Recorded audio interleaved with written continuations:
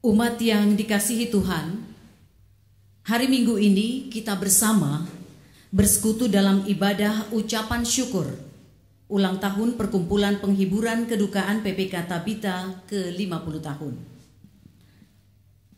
50 tahun yang lampau dalam semangat untuk melayani jemaat Tuhan di saat mereka ada dalam kedukaan, maka lahirlah sebuah badan pelayanan sinode GKI Sinode Wilayah Jawa Barat dengan nama PPK Tabita. Sebuah badan pelayanan yang memiliki moto Sobat di Kala Duka. Saat ini dengan berdiri dan dalam rasa syukur, kita sambut kebaikan Tuhan karena pemeliharaan dan kasih sayangnya. Kita puji namanya dan agungkan perbuatannya. Sungguh layak kita bersyukur kepada Tuhan. Perjalanan panjang dengan beragam dinamika yang ada di dalamnya telah terlampaui. Dan sekarang PPK Tabita mencapai bilangan 50 tahun pelayanan.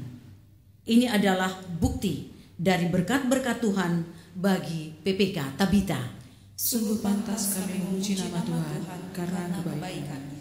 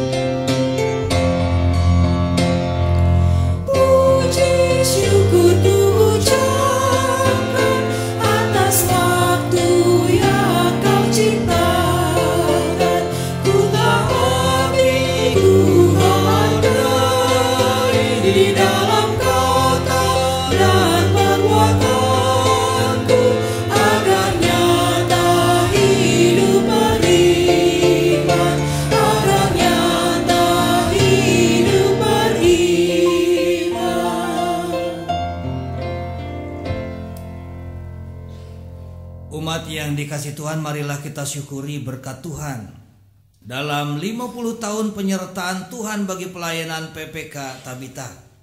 Dan biarlah kebaktian syukur yang kita lakukan ini terjadi karena pertolongan Tuhan yang penyertaannya dari selama-lamanya sampai selama-lamanya.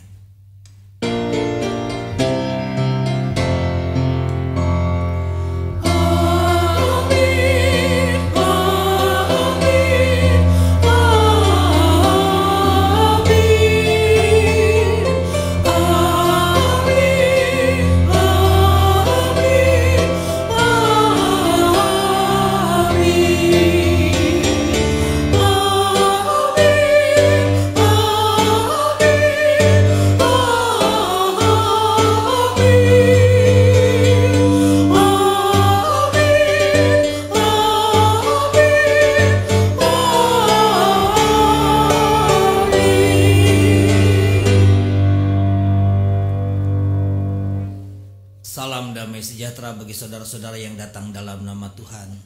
Tuhan beserta saudara. Tuhan beserta saudara juga.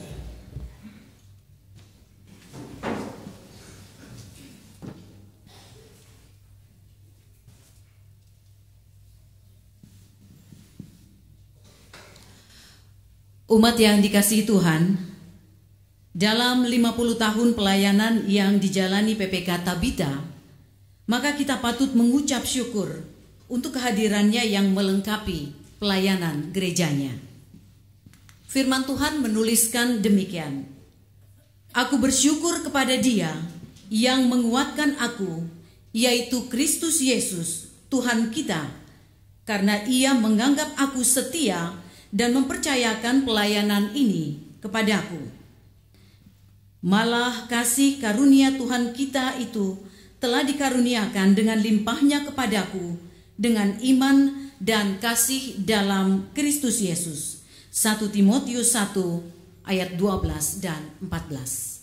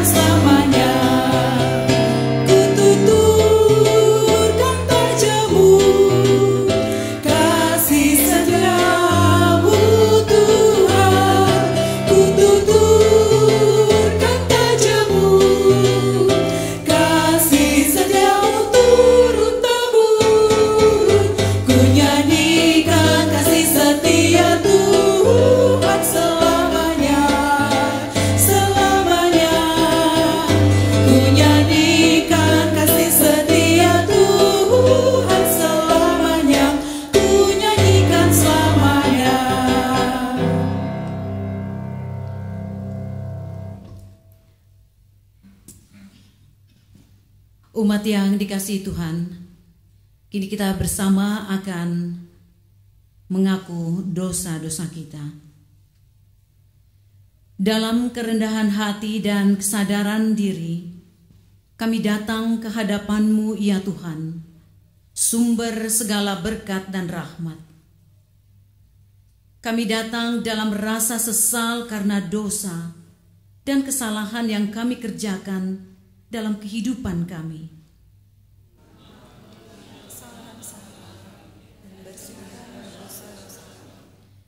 Ya Tuhan, sumber segala karunia yang baik, dalam kesungguhan kami harus mengaku bahwa kami acap kali mengulang dosa dan kesalahan yang sama dalam kehidupan kami, sehingga kami kehilangan kepekaan kami untuk apa yang harus kami lakukan dan kerjakan.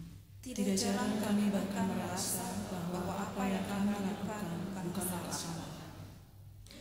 Ya Tuhan, sumber segala kemurahan, ampunilah kami jika kami semakin hari semakin merasa tidak terlalu peduli dengan kehendak dan jalan-jalan-Mu.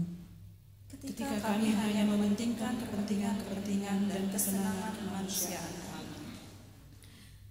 Ya Tuhan, pencipta kesempurnaan, ampunilah kami ketika kami juga tidak terlalu peduli dengan citra-Mu dalam kehidupan kami, sehingga hidup yang kami jalani cenderung menjadi batu sandungan bagi sesama kami.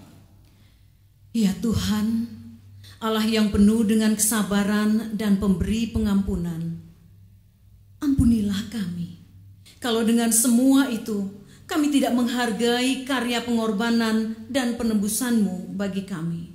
Dengarkanlah seruan hati kami ya Tuhan. Di dalam nama Tuhan kami, Yesus Kristus, kami sudah berdoa. Amin.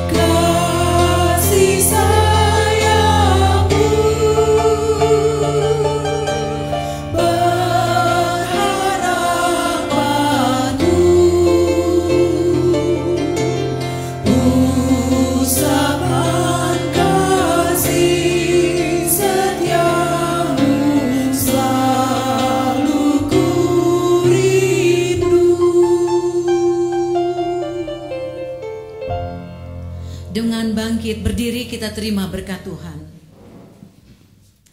Bagi setiap kita yang dengan sungguh mengakui segala dosa kita, maka pengampunan berlaku bagi setiap kita di dalam nama Allah Bapa, Anak, dan Roh Kudus.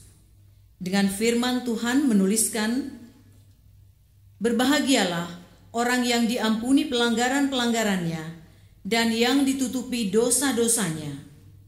Berbahagialah manusia yang kesalahannya tidak diperhitungkan Tuhan kepadanya. Roma 4 ayat 7-8. Demikianlah berita anugerah dari Tuhan. Syukur kepada Allah.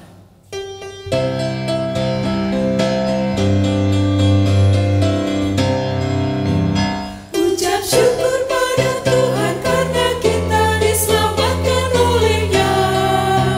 Senandungkan lagu baru baginya. Nyanyikanlah dengan riang karena Senandungkan lagu baru, senandungkan lagu baru baginya.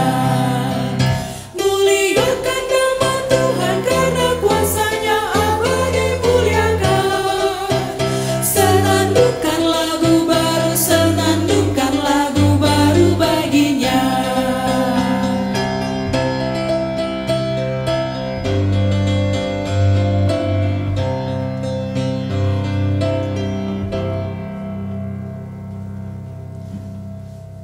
Kita dengarkan pujian dari Paduan Suara Gracia.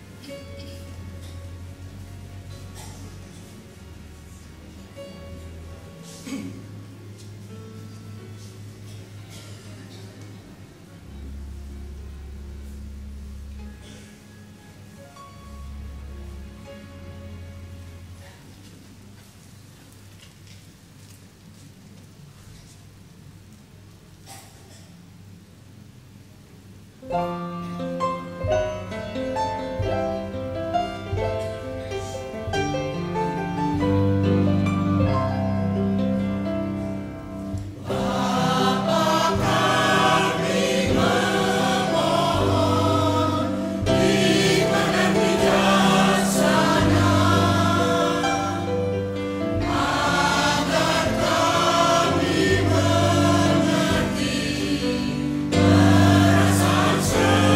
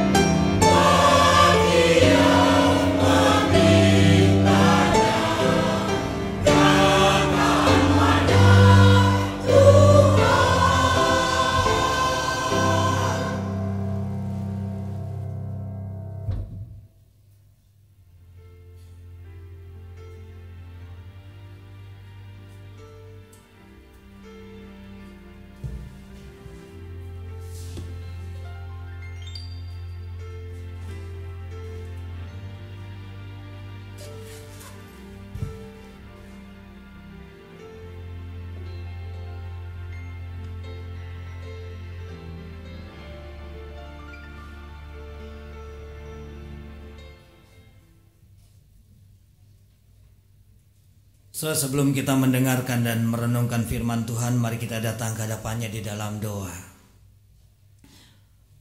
Ya Allah Bapa, Sang Sumber segala hikmat, saat ini kami datang kepadamu dengan satu kerinduan untuk dapat mendengar sapaan Tuhan sendiri. Kami yakin di dalam firman yang akan kami baca, kami dengar dan kami renungkan sebentar ini, maka di dalamnya Tuhan mau menyampaikan kehendak Tuhan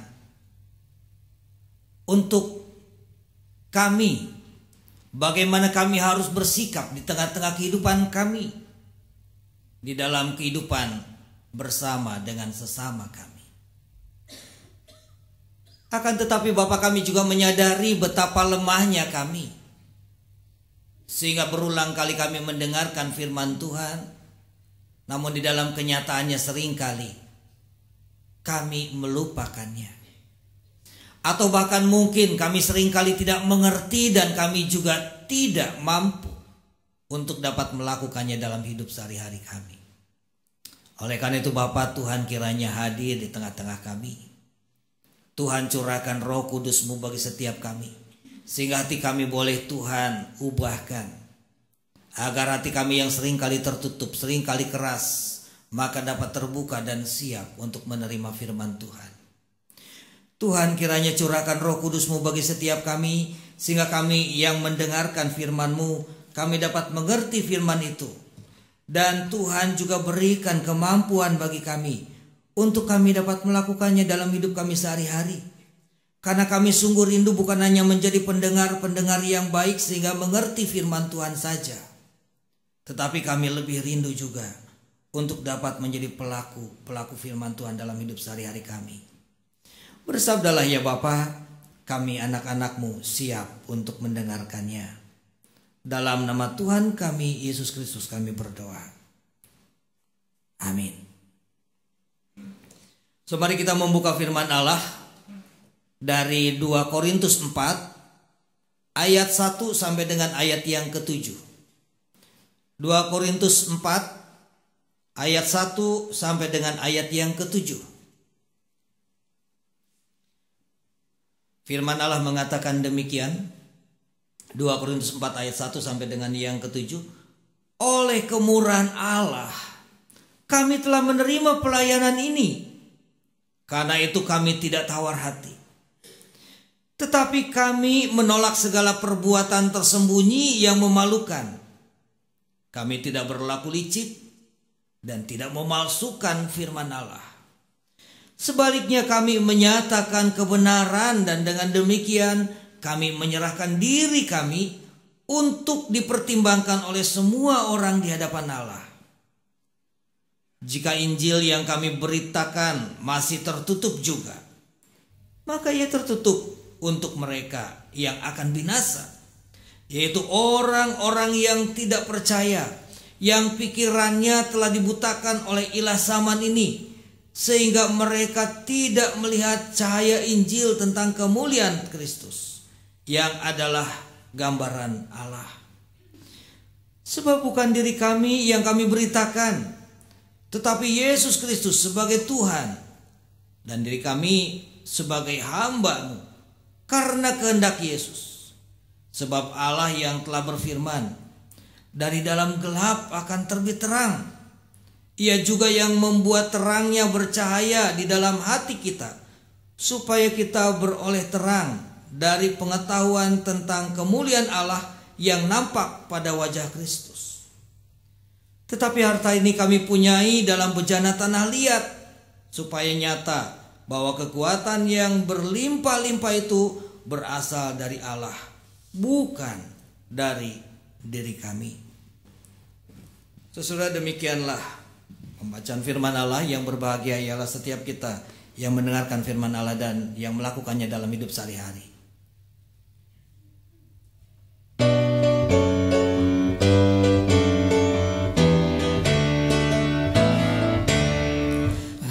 Haleluya, haleluya, nama Tuhan terpujilah. Haleluya, haleluya, nama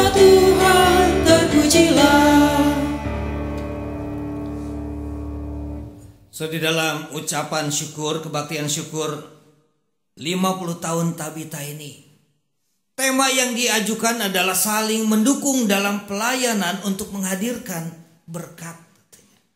Sesuai kata pelayanan, saya yakin bukan kata yang baru buat kita. Karena kata pelayanan adalah kata hari-hari yang biasa, bukan hanya gereja. Tetapi kita setiap orang Kristen suka mengatakannya. Kalau pianis kita main musik sekarang biasanya suka ngomong apa? Pelayanan kan ya. Saya mau pelayanan nih, jadwal hari ini gitu kan. Nah pasti saudara datang ke baksos, datang ke kebaktian, lalu kita mengatakan pelayanan.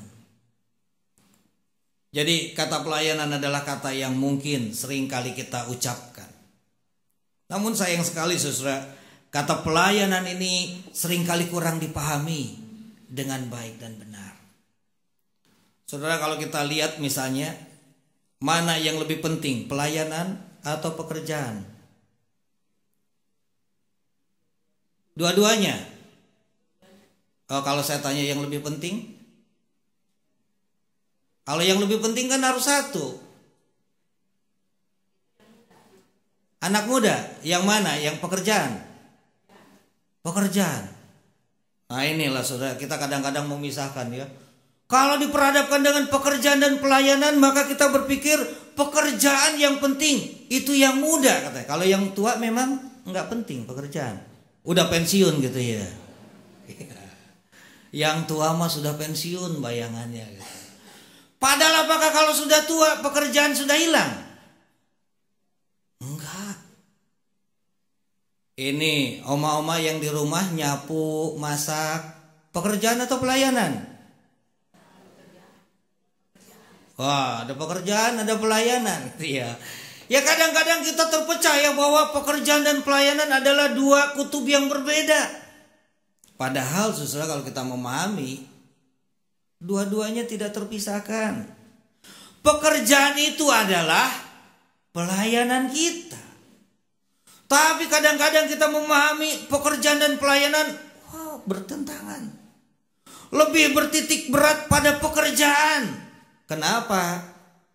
Pekerjaannya bayangannya kan datengin ini ya. Datengin duit. Kalau pelayanan namanya juga pelayanan gitu.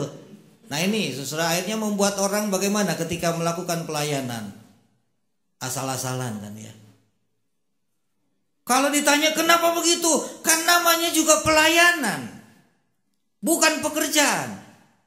Jadi kualitasnya jangan-jangan menjadi lebih rendah daripada pekerjaan. Pada saudara, kita harus memahami bahwa pekerjaan kita sehari-hari seperti yang saya katakan tadi, apapun pekerjaannya itu adalah salah satu bentuk pelayanan kita. Jangan mempertentangkan pekerjaan dan pelayanan. Bahkan pelayanan itu menurut saya, kata pelayanan yang kita gunakan harusnya menjadikan kita lebih serius lagi melakukannya. Kalau kita memahami kata pelayanan dengan benar. Saudara, jadi kalau kita lihat pelayanan seringkali kita sikapi dengan keliru, dengan menganggap bahwa pelayanan lebih rendah ketimbang pekerjaan. Atau yang kedua, kekeliruan kita, kadang-kadang ada orang yang berpikir bahwa ketika kita melayani maka ada sesuatu yang dikejar juga. Ketika bapak ibu yang jadi penatua, kenapa mau jadi penatua? Motivasinya apa? Adakah yang berpikir, wah supaya saya ngetop? Enggak. Ya kalau secara vulgar gitu mungkin enggak kali ya. Tapi di balik kesadaran kita ada perasaan itu enggak? Enggak ada. Wah bagus ya. Bagus berarti jemaat di sini.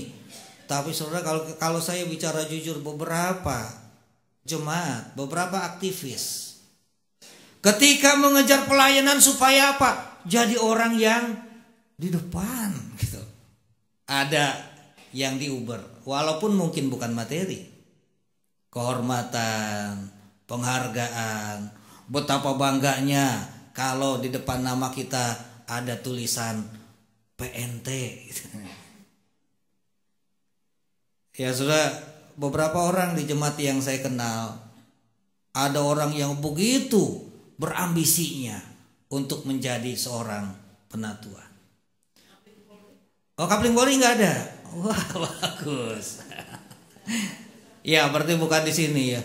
Dan karena nggak ada maka jadi susah nyarinya begitu. Nah, ini juga jangan-jangan keliru juga. Jadi satu sisi orang begitu ngubernya sehingga berlomba-lomba kalau perlu kampanye ketika pencalonan penatua. Ya, kampanyenya tentu nggak kayak kampanye ketika pileg atau pilgub gitu. Tapi diem-diem gosok sana sini bentuk kelompok, pilih saya ya. Ya, tapi di sisi lain ada juga yang memahami katanya di Kapling Polri mah nggak begitu. Tapi jangan-jangan gara-gara itu jadi nyari pelayan di gereja jadi susah. Namanya juga pelayanan susah, repot, suruh jadi pelayan gitu. Ya padahal sebetulnya saudara, menjabat sebuah jabatan dalam pelayanan di gereja juga tetap saja namanya pejabat kan ya. Walaupun tentu berbeda konteksnya dengan pejabat di sana. Kita juga sebagai jemaat, bukankah suka ngomong saya ini adalah pelayanmu? Begitu enggak? Iya kan ya, walaupun bukan sebagai pianis, bukan sebagai penatua, bukan sebagai guru sekolah minggu, atau juga bukan lagi ngomong pelayan, bahkan suka ngomong sebagai hambamu, begitu kan ya? Ke Tuhan ya ketika doa kan. Saudara, kata pelayan dan hamba samakah? Sama. Ya, sebetulnya ada samanya, ada enggaknya. Samanya sama-sama melayani.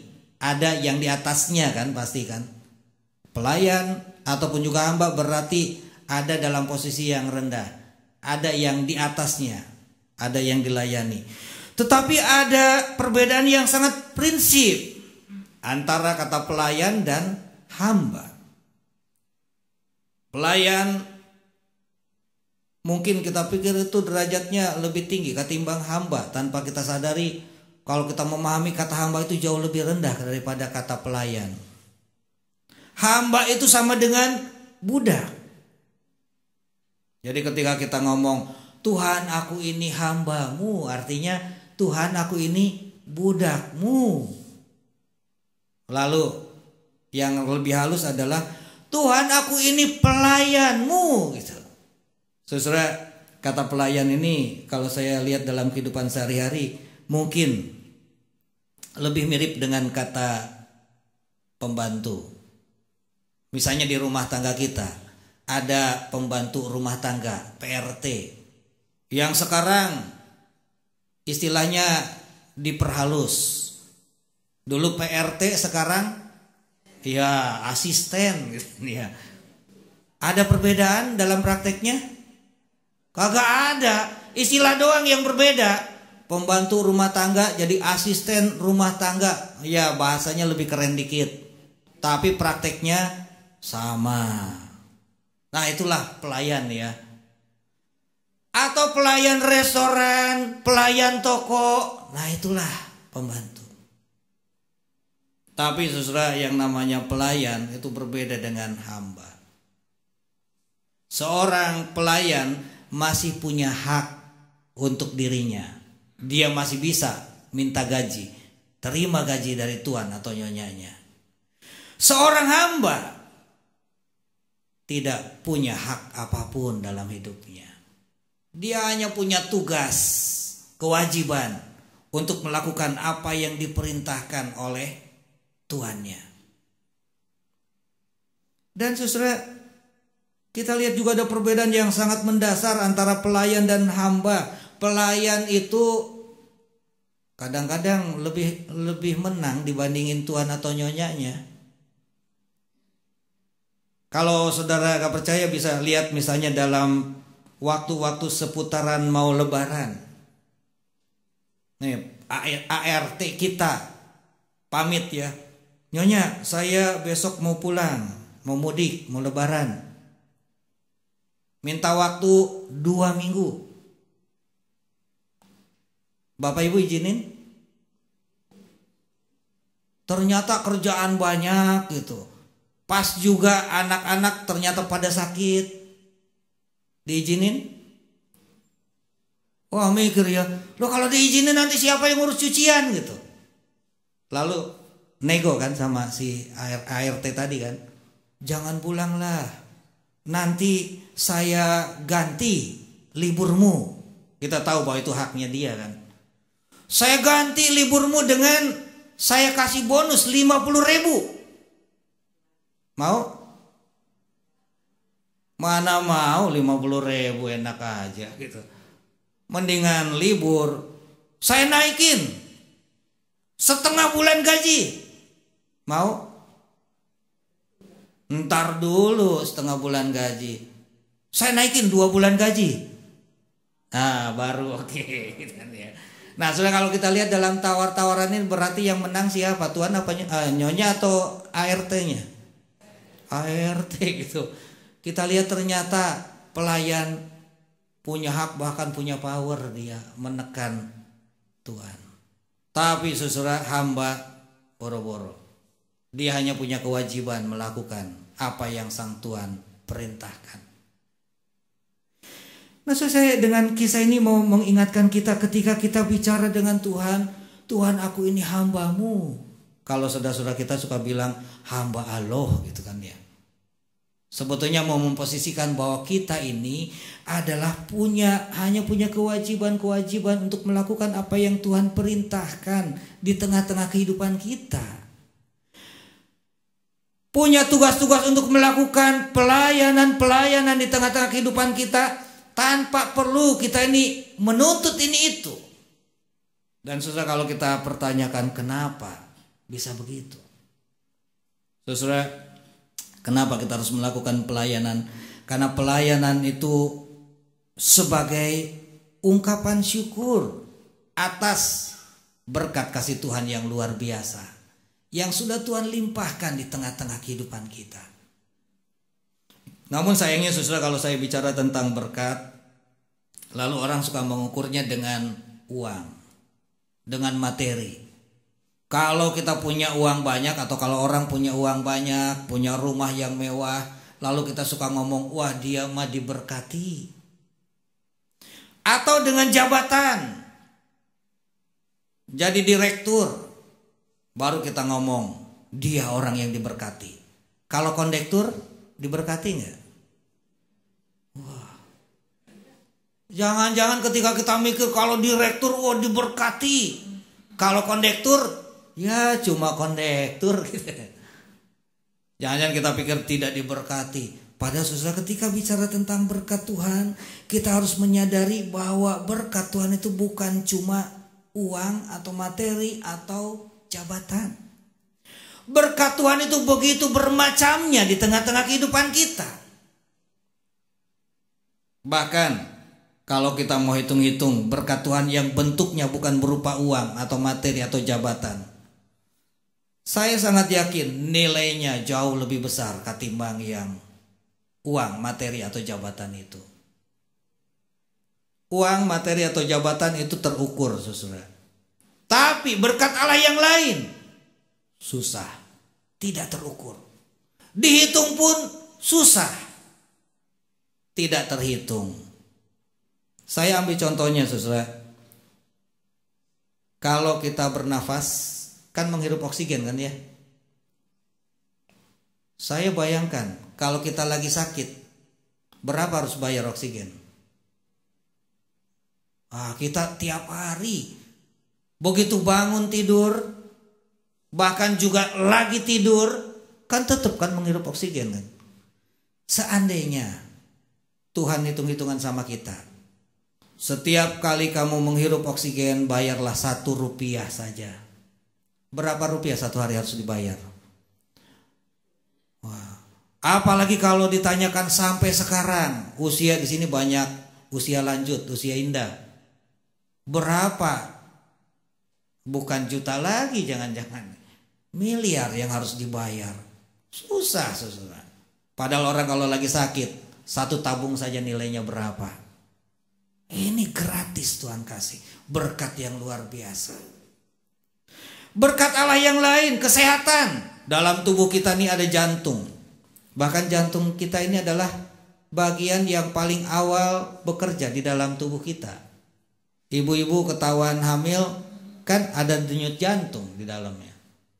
Jadi belum jadi bayi, jantungnya sudah berdegup. Di jemaat saya waktu saya pelayanan di Karbela, di karet belakang, ada seorang encim, namanya juga encim, pasti tua ya.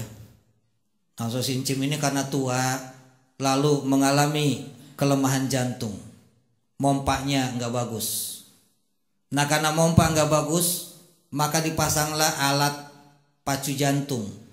Kurang lebih 15 tahun lalu. 15 tahun lalu harganya sudah 60 juta alat pacu jantung. Itu buatan orang, alat pacu jantung kan harus ada penggeraknya, pakai baterai dong. Karena buatan orang, baterainya bisa lowbat nggak? Bisa. Nah itu buatan orang, ada umurnya tuh alat pemacu jantungnya. Nanti sekian tahun harus ya kalau HP gampang ya dicasnya ya, colokin aja lah. Kalau ini ke dokter lagi berapa tuh duitnya? Nah ini jemaat lain yang satunya seorang cinci, dia bukan daya kerjanya yang melemah, tapi klepnya. Klep jantungnya rupanya sudah rada rusak. Jantung itu ada klepnya supaya darah yang didorong itu tidak masuk lagi. Rupanya buka tutupnya sudah nggak bagus. Lalu akhirnya disarankan sama dokter ganti klep katanya. Saya sempat tanya kalau ganti klep itu bagaimana dan berapa harganya. Dia cerita sesudah konsultasi sama dokter ada 2 pilihan. Yang pertama diganti dengan klep jantung babi. Jadi jantung kita rupanya bisa diservis dengan onderdilnya dari jantung babi bisa. Nah saudara ambil klepnya katanya bisa pakai gitu, ganti klep jantung kita. Atau pilihan yang kedua, klepnya adalah klep metal katanya. Umurnya bisa lebih panjang. Lalu saya tanya harganya kalau klep jantung babi berapa? Ya kalau klep jantung babi itu 70 juta, tapi umurnya 10 tahun kalau dirawat dengan baik. Kalau yang klep metal 100 juta. Umurnya lebih panjang kalau dirawat dengan baik.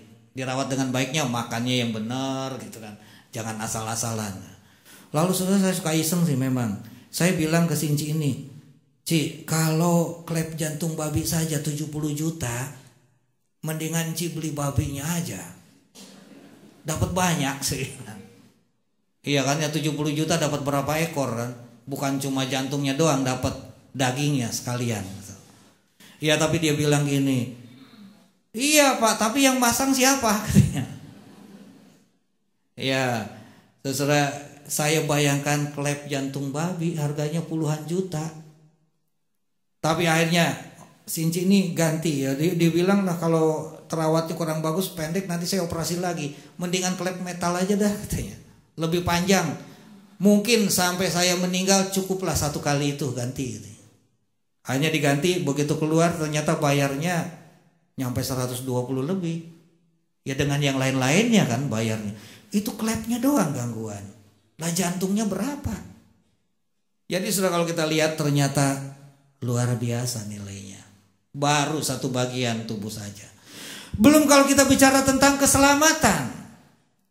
Keselamatan yang Tuhan berikan. Ingat firman Allah bilang upah dosa adalah maut. Siapa yang berani mengatakan saya enggak punya dosa? Saya sendiri enggak berani tuh bilang itu. Semua orang punya dosa dan upah dosa adalah maut. Hukuman yang membuat kita ini mati, binasa.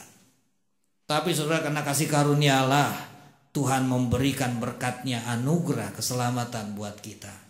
Makanya firman Allah bilang bahwa keselamatan itu hanya karena anugerah. Martin Luther mengatakan, katanya keselamatan itu sola gratia. Ya, kita suka ngomongnya gratia ya. Sebetulnya tulisan aslinya gratia. Lalu gratia itu jadi gracia, kata kita, yang artinya anugerah, pemberian. Padahal gratia itu lebih dekat dengan kata gratis. Ya kan ya? Cuma beda A sama S doang. Memang akar katanya sama. Bahwa keselamatan itu gratia, gratis. Kenapa kita menghindari kata gratis?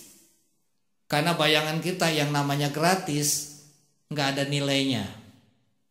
Padahal kalau Tuhan kasih gratis sama kita, bukan nggak ada nilainya, tetapi karena tidak ternilai. Kita suka menghindari kata gratis karena saya katakan tadi nggak ada nilainya, terlalu rendah, terlalu kecil. Apalagi kalau dikasih airan an di belakangnya. Oh kan ya, gratisan tambah rusak gitu. Saudara, kenapa saya katakan mengingatkan ini bahwa itu dikasih gratis, tidak ternilai. Tuhan menebus kita dari upah dosa yang adalah maut dengan cara apa? Mati di kayu salib, tubuh dan darahnya, dengan nyawanya. Ada lagu yang bilang itu dasarnya firman Allah, bukan dengan barang yang fana katanya. Bukan dengan emas permata Tuhan menebus kita, tetapi dengan darahnya. Artinya dengan nyawanya. Siapa orangnya yang mau dibeli nyawanya? Gak akan ada orang yang mau. Tuhan menebus kita dengan gratis. Karena itu tidak akan terbayar oleh kita. Nah itulah sebabnya saudara, ketika kita merasakan berkat Tuhan, maka harusnya kita mengucap syukur dan kita wujudkan di dalam pelayanan.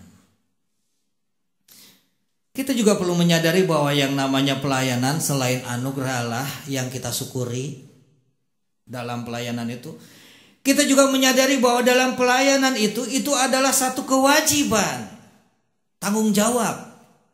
Tanggung jawab artinya bukan sekedar saja. Kalau kita memahami pelayanan, makanya juga saya katakan bukan hanya dalam gereja, pekerjaan itu adalah juga pelayanan kita. Bahkan hidup kita itu adalah juga harusnya menjadi pelayanan kita yang kita nyatakan dengan penuh tanggung jawab. Sebaik mungkin. Tidak boleh orang asal-asalan di dalam pelayanan itu. So, mari kita melihat apa yang dipahami dan dilakukan oleh Paulus sebagai pelayan Allah. Dia menyadari di dalam 2 Korintus 4 ayat yang pertama, oleh kemurahan Allah kami telah menerima pelayanan ini. Nah, dia menyadari bahwa pelayanan itu bahkan juga adalah sebuah anugerah dari Tuhan. Tetapi anugerah yang disikapi bagaimana? Dengan penuh tanggung jawab. Tidak asal-asalan. Yang dia lakukan dengan segenap hati di dalam segala keadaan. Walaupun di dalam pelayanan itu ternyata tidak selamanya menyenangkan. Ada lagu yang mengatakan katanya, kerja buat Tuhan selalu manise. Kan dia bilang begitu ya. Betulkah kerja dalam Tuhan selalu manise? Oh, boro-boro gitu ya. Ada pahite gitu. Ya. Saudara, ya jadi jangan kita ngomong yang angin surga lah. Dalam pelayanan emang enak terus. Nih Pak Rumeser, berapa tahun pelayanan Pak? Senang terus Pak? Tak terhitung ya. Senang terus? Ada dukanya. Kadang-kadang saudara, ada beberapa orang yang bilang ini, jadi pendeta mah enak, banyak sukanya katanya. Iya betul, banyak sukanya jadi pendeta. Suka diomongin, suka diomelin. Termasuk itu di dalamnya. Ada yang lain-lain yang enak juga ada. Ya dalam fakta kehidupan kita apapun itu kan gak enak terus. Sama juga dalam pelayanan. Saudara jangan bayangkan kehidupan Paulus sebagai pelayan Tuhan. Karena dia pelayan Tuhan maka enak-enak terus. Kata siapa? Dicerca, dimaki, disiksa. Jadi bukan cuma diomongin. Kalau dicela doang katanya cuma ngomong doang, gak lecet katanya. Kalau cuma diomelin gak lecet. Apa benar kalau diomelin gak lecet? Malah sakitnya tuh di sini gitu kan ya. Mungkin fisik nggak lecet tapi yang di dalam gitu. Ya ada pasti hantaman-hantaman, hal-hal yang tidak menyenangkan. Paulus alami semuanya itu. Tetapi karena dia merasakan berkat Tuhan yang luar biasa di dalam hidupnya, dia tidak menjadi berkecil hati. Pelayanannya terus dia lakukan dengan setia. Apapun itu yang terjadi di tengah-tengah kehidupannya dan hidupnya itu adalah memang pelayanannya, maka dia tidak pernah menjadi surut menyatakan pelayanan untuk kemuliaan Allah. Di dalam bacaan kita tadi sangat jelas bagaimana dia memberitakan Injil. Dia tidak henti-hentinya walaupun mereka terus menekan dia. Dan kalau ditanyakan kenapa itu dia lakukan, supaya Injil dapat terus diberitakan. Injil itu kan kabar baik, arti harafiahnya. Kabar baik itu artinya apa? Bahwa Allah mengasihi manusia. Dan itu harus terus disampaikan kepada semua orang. Jangan gara-gara pengalaman-pengalaman yang tidak menyenangkan lalu pelayanan itu berhenti. Sesuai kadang-kadang saya menemukan penatua atau aktivis yang hanya gara-gara usulnya tidak disetujui saja mutung. Tahu mutung ya? Ya, mutungnya bahasa Jerman sih. Ya. Ngambek nggak mau datang lagi, boro-boro pelayanan. Datang aja udah nggak mau gara-gara usulnya nggak diterima. Ini kan aneh. Jangan kita pikir bahwa yang kita pikirkan pasti lebih baik atau paling baik. Karena bisa jadi usulan yang lain, masukan yang lain itu lebih baik dari kita. Jangan gara-gara tidak sesuai dengan orang lalu kita juga menghentikan pelayanan itu. Apapun yang terjadi di tengah-tengah kehidupan kita yang menyenangkan, yang menyulitkan, jangan menghentikan pelayanan kita. Saudara, kita juga melihat bagaimana Paulus menyikapi di dalam pelayanannya. Dia menyadari bahwa betapa lemahnya dirinya. Dalam ayat yang ke-7 dia katakan, tetapi harta ini, keyakinan bahwa dia sebagai pelayanan yang harus terus memberitakan firman Allah, yang menyatakan pelayanan di sepanjang hidupnya. Dia katakan, kami punyai dalam bejana tanah liat. Saudara, tanah liat kuat apa enggak? Boro-boro kuat gitu kan. Kalau tanah liat itu jadi barang-barang dari tanah liat ya gerabah kan. Pecah belah, barang pecah belah. Gampang sekali kalau kepentok pecah. Jatuh bukan lagi pecah, hancur lebur gitu kan ya. Berantakan dia. Betapa lemahnya dia. Oleh karena itu dia mengatakan supaya nyata bahwa kekuatan yang melimpah-limpah itu berasal dari Allah, bukan dari diri kami. Jadi kalau dia mendapatkan kekuatan sebetulnya bukan kekuatan dirinya, tetapi kekuatan dari Allah. Topangan dari Allah. Tetapi juga di dalam pelayanan dia juga menyadari bahwa dia juga perlu topangan, sokongan, dukungan dari yang lainnya juga. Bukan hanya dari Allah tetapi juga dari orang-orang yang ada bersama-sama dengan dia. Orang-orang yang ada di sekitar dia. Oleh karena itu susah kalau kita membaca tulisan-tulisan Paulus ketika bicara tentang gereja, maka Paulus menggambarkan gereja itu sebagai, atau orang-orang percaya itu kan gereja kan. Jadi bukan gedungnya tetapi orang-orangnya kan. Bahwa gereja atau orang-orang percaya itu diumpamakan dengan anggota tubuh Kristus. Mari saudara kita bayangkan apa yang Paulus pikirkan ketika dia bicara kamu adalah anggota tubuh Kristus. Orang percaya itulah adalah anggota tubuh Kristus. Saya ingin tunjukkan ini sebagian dari anggota tubuh kita. Ini tangan kanan saya. Ini kan baru sebagian anggota tubuh kan. Di sebagian anggota tubuh kita saja nih yang baru saya tunjukkan tangan kanan saya. Kita bisa melihat ada berbagai macam perbedaan. Ada beda bentuk. Yang ini pendek, gendut gitu kan ya. Yang ini jangkungan. Yang jari tengah tinggi banget. Ini jari manis hampir seukuran dengan telunjuk. Dan ada yang kecil, imut-imut kan, kelingking. Ukurannya beda, bentuknya beda. Tetapi jangan lupa, ini fungsinya berbeda-beda loh. Iya kan? Jempol buat apa? Bagus. Tapi bisa juga kan? Jelek, payah gitu kan ya. Buat ngecap surat, tanda tangan penggantinya.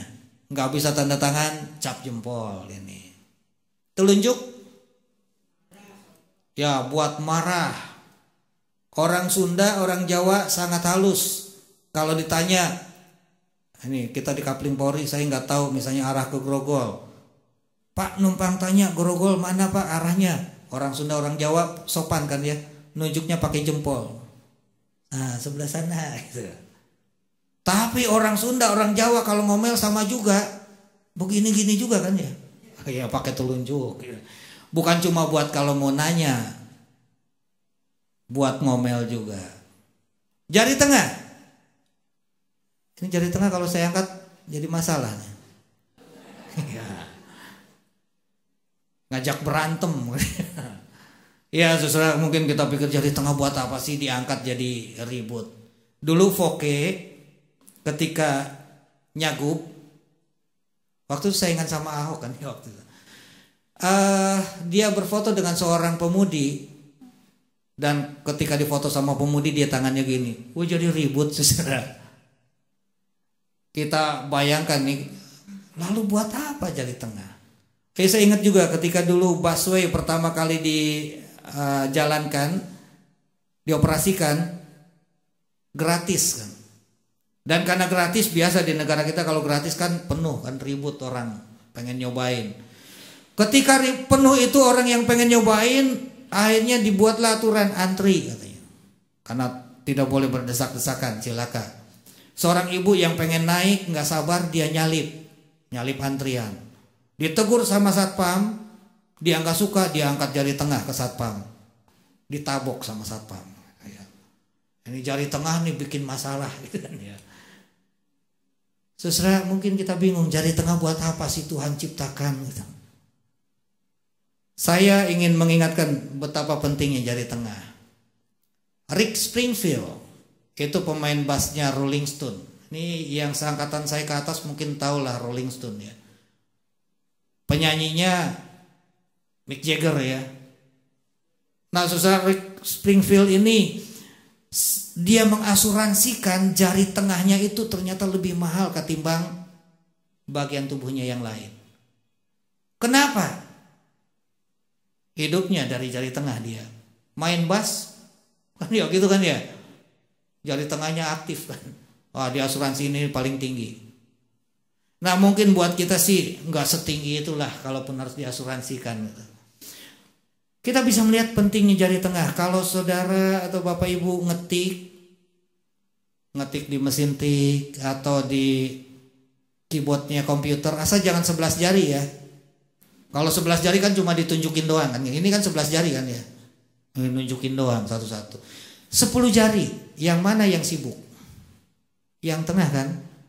4 tingkat main, jempol yang gede cuma main spasi begini doang. Ini sibuk. Ibu-ibu kalau masih pakai sabun colek, kebetulan botolnya tinggi, yang enak yang tengah juga kan ya. Pemain musik jari tengahnya jangan dimainin, susah juga kan ya. Jadi ternyata penting ini. Nah, kita beralih ke jari manis buat apa? buat tanda kasih. Kalau cincin di jempol bisa juga kan? Tapi lain artinya kalau dipasang di jari manis, tanda kasih. Kalau kelingking, korek kuping ya. Ya, korek kuping terus. Bahasa halusnya cleaning service ya. Damai.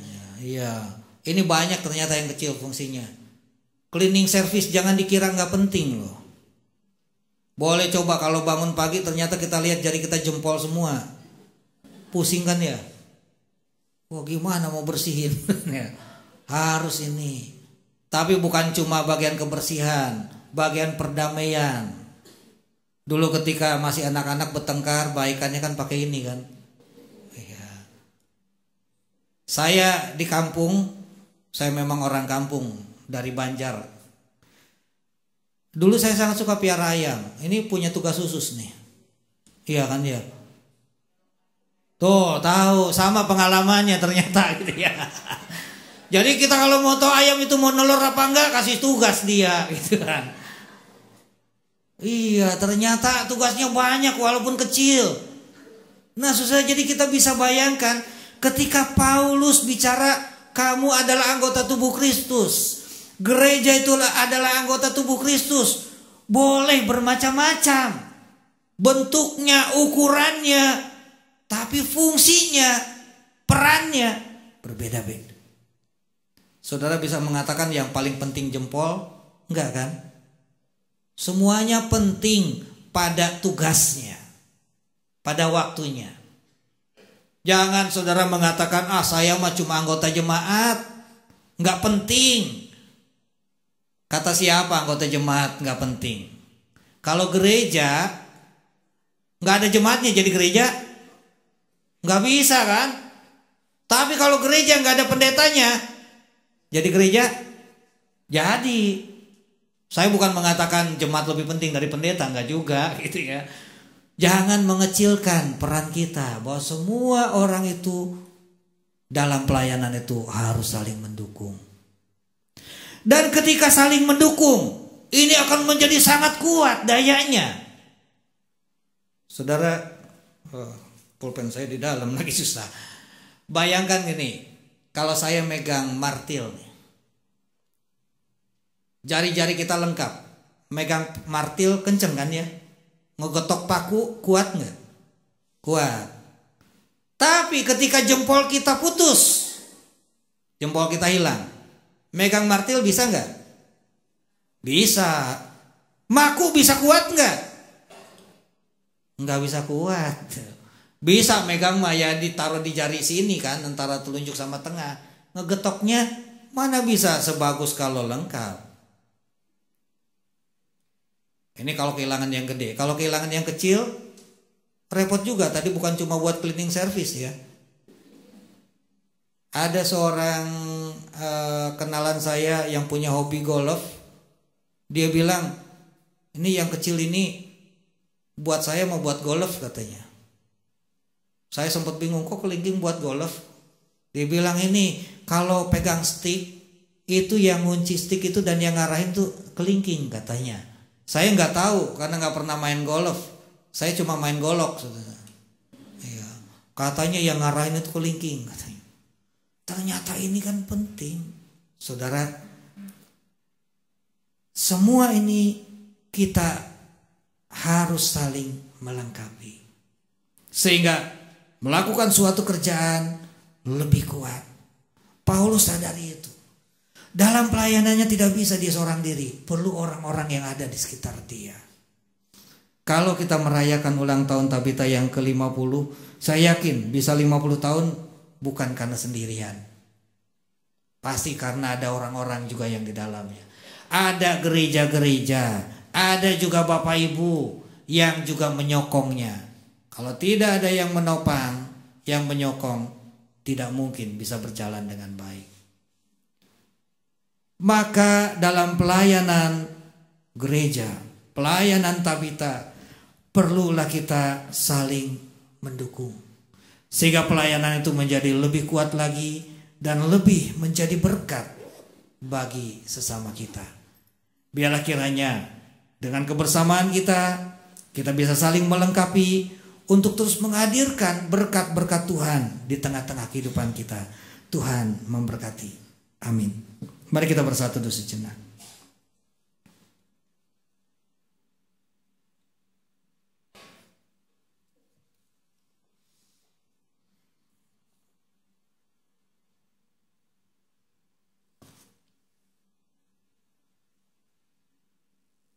Kita akan menyaksikan tayangan video profil Tabita.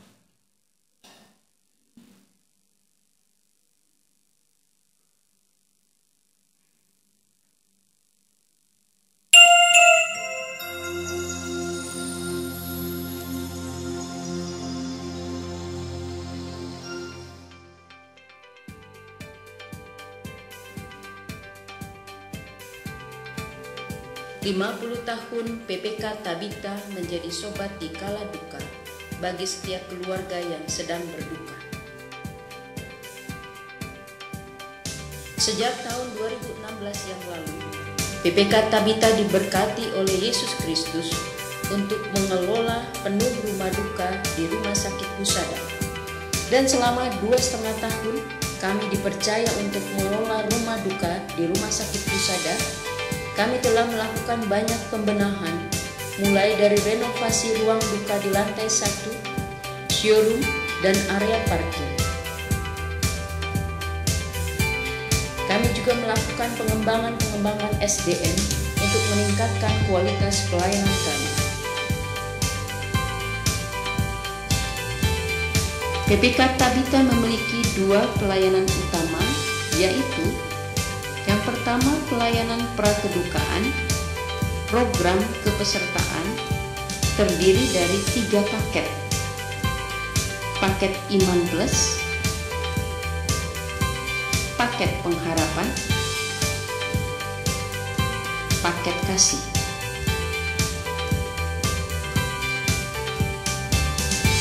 Dua, pelayanan saat kedukaan. Di Rumah Duka Husada, rumah duka yang bermitra dengan PPK Tabita, yaitu Rumah Duka Cikini, Rumah Duka Harapan Kita, Rumah Duka Oasis Lestari, Rumah Duka Bandengan, Rumah Duka Fatmawati, Rumah Duka Sentra Medika. Pelayanan kedukaan meliputi peti jenazah, formalin, memandikan dan merias, ruang duka VIP dan ruang duka reguler, paket bunga dan dekorasi, makanan dan catering, mobil jenazah eksklusif, pengawalan eksklusif. Selain itu, PPK Tabita juga memberikan pelayanan kedukaan gratis bagi masyarakat yang tidak mampu.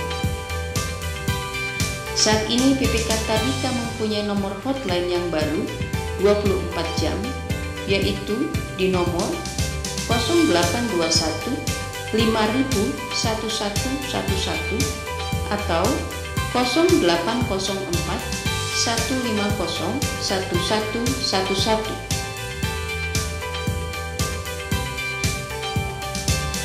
Area cakupan pelayanan kedukaan PPK Tabita: Kota Jakarta, Kota Bekasi, Kota Depok, Kota Tangerang, dan Kota Tangerang Selatan. Terima kasih.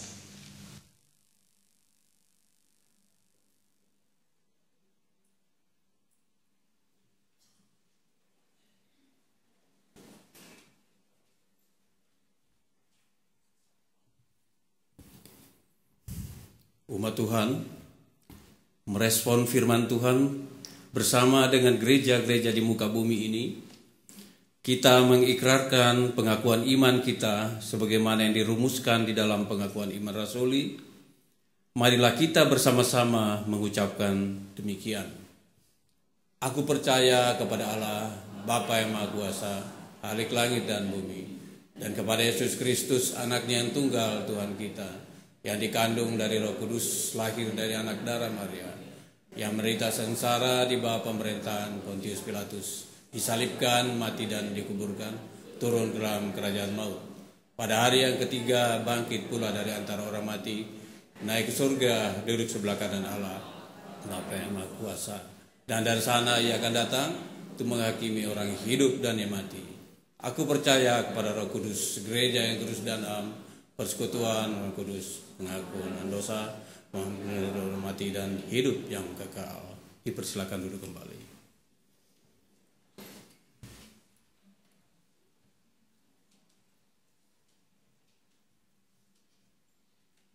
Mari kita menaikkan doa syafaat kita. Bapa, kami sungguh sangat bersyukur karena di dalam kehidupan kami tidak pernah henti. Tuhan terus menyatakan kebaikan dan mencurahkan berkat Tuhan di dalam berbagai macam bentuknya. Kami juga bersyukur karena Tuhan memberikan kesempatan bagi kami untuk dapat menjadi pelayan-pelayan Tuhan. Dan biarlah kiranya Tuhan juga menolong kami supaya di dalam pelayanan yang kami lakukan melalui seluruh kehidupan kami, maka itu menjadi ungkapan syukur atas kasih Tuhan yang sudah Tuhan limpahkan bagi kami. Dan kami juga dapat melakukannya dengan sebaik mungkin, dengan penuh kesetiaan. Dan kehidupan kami dapat menjadi pelayanan yang menyukakan bagi Allah. Demikian juga dengan pelayanan gereja. Kiranya Tuhan berkati sehingga semua pelayanan itu dapat berjalan dengan baik. Bahkan juga dapat menjadi berkat bagi orang-orang yang dilayani dan masyarakat di sekitar gerejamu ini. Berikan semangat yang terus semakin membara di dalam pelayanan gerejamu di tempat ini. Berikan kesehatan sehingga kami juga boleh bersama-sama melayani dengan saling mendukung dan menopang. Kami juga saat ini mengucap syukur untuk 50 tahun penyertaan Tuhan di dalam pelayanan Tabita. Biarlah pertambahan usia yang Tuhan anugerahkan bagi Tabita, maka membuat juga Tabita dapat melayani lebih baik lagi dan menjadi lebih banyak berkat yang dibagikan bagi banyak orang. Kiranya Tuhan juga menolong para pengurus Tabita untuk dapat menjalankan tanggung jawab pelayanannya dengan baik. Jadikan mereka tim yang dapat bekerja sama dengan baik dan saling melengkapi. Kami juga mendoakan program-program dan rencana PPK Tabita ke depan, yang semuanya ingin kami taruhkan di dalam tangan kasih Tuhan saja. Sehingga apa yang direncanakan juga dapat diwujud nyatakan untuk menyatakan cinta kasih dan kebaikan Tuhan. Terlebih bagi mereka yang sedang mengalami kedukaan. Bapak, saat ini kami juga ingin berdoa untuk saudara kami yang mengalami pergumulan, baik yang sakit ataupun juga yang ada dalam persoalan-persoalan keuangan, keluarga, pendidikan anak-anak. Tuhan kiranya memberikan kekuatan, kesabaran, hikmat bijaksana-Mu, sehingga mereka juga dapat keluar dengan pertolongan Tuhan dari setiap pergumulannya itu. Yang sakit Tuhan pulihkan, yang sedang ada di dalam pergumulan maka Tuhan kuatkan dan juga tolong supaya mereka dapat menyelesaikan pergumulan itu dengan baik. Kami ingin serahkan keluarga kami, pekerjaan dan usaha kami hanya di dalam tangan kasih dan kuasa Kristus yang kami yakin terus menaungi dan menopang kami. Kami ingin alaskan doa ini hanya di dalam nama Tuhan kami Yesus Kristus, Tuhan yang telah mengajar kami berdoa yang ingin kami daraskan. Bapa kami yang ada di surga, dikuduskanlah nama-Mu, datanglah kerajaan-Mu, jadilah seperti di surga. Beri kami hari ini makanan yang secukupnya. Ampuni salah kami seperti kami ampuni yang bersalah pada kami. Jangan bawa kami dalam pencobaan, melainkan lepaskan kami dari yang jahat. Sebab Kaulah yang punya kerajaan dan kuasa dan kemuliaan selama-lamanya.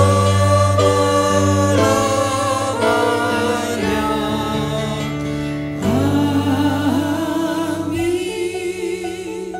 Amin.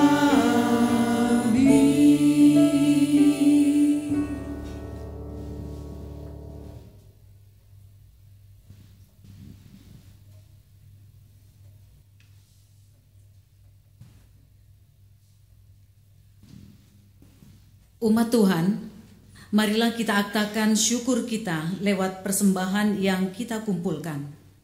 Firman Tuhan menuliskan, mengucap syukurlah dalam segala hal, sebab itulah yang dikehendaki Allah dalam Kristus Yesus bagi kamu. 1 Tesalonika 5 ayat 18.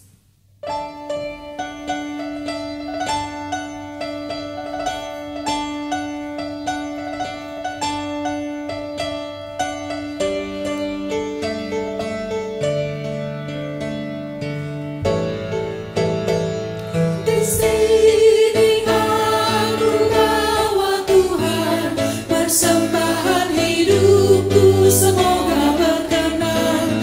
Berapalah nilainya Tuhan.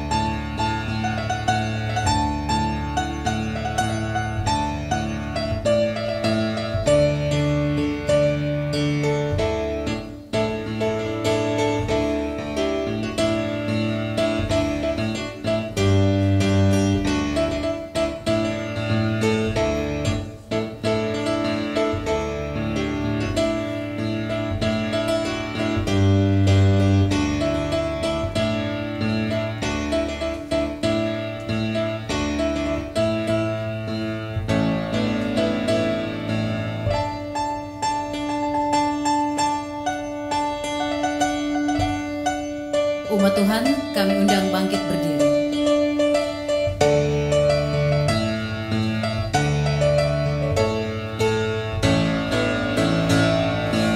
Ingat firman-Mu ya Tuhan, yang mengajarkan kami mengingat yang kecil. Berkati semuanya Tuhan, supaya persembahan tetap mengalir terus. Terimalah Tuhan, oh terimalah Tuhan. Kita naikkan doa persembahan.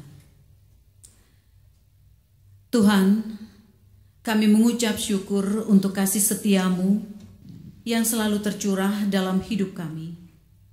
Biarlah kami boleh terus saling mendukung dalam pelayanan di sepanjang hidup kami demi hormat kemuliaan nama-Mu. Kami bersyukur Tuhan atas 50 tahun semangat pelayanan PPK Tabita, perjalanan panjang dengan beragam dinamika terlampaui dengan pimpinan Tuhan. Saat ini kami juga bersyukur kami boleh membawa persembahan kepada Tuhan atas berkat dalam kehidupan kami. Kuduskan dan pakailah untuk menjadi berkat bagi pelayanan kesaksian gereja-Mu. Berilah hikmat pada majelis yang mengelolanya, dan biarlah nama Tuhan dipermuliakan. Dalam nama Tuhan Yesus, kami berdoa dan bersyukur. Amin.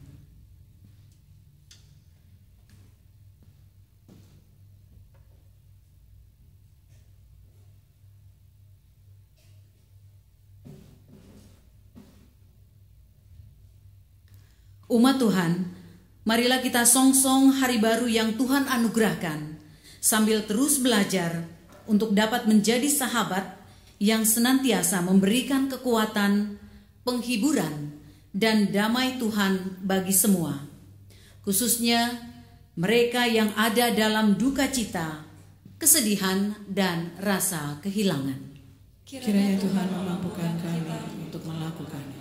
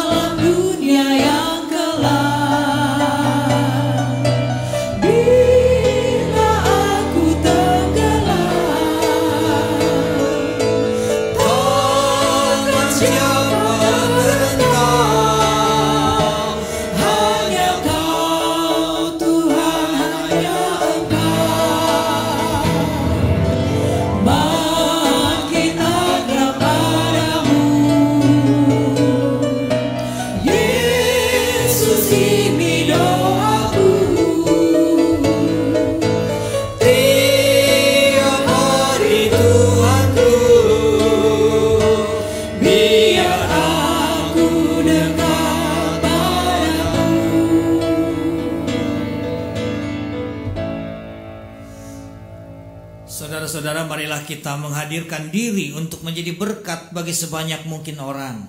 Kami siap menjadi penyalur berkat-Mu ya Tuhan. Sekarang terimalah berkat Tuhan. Tuhan memberkati engkau dan melindungi engkau.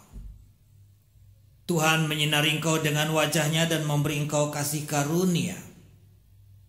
Tuhan menghadapkan wajah-Nya kepadamu dan memberi engkau damai sejahtera.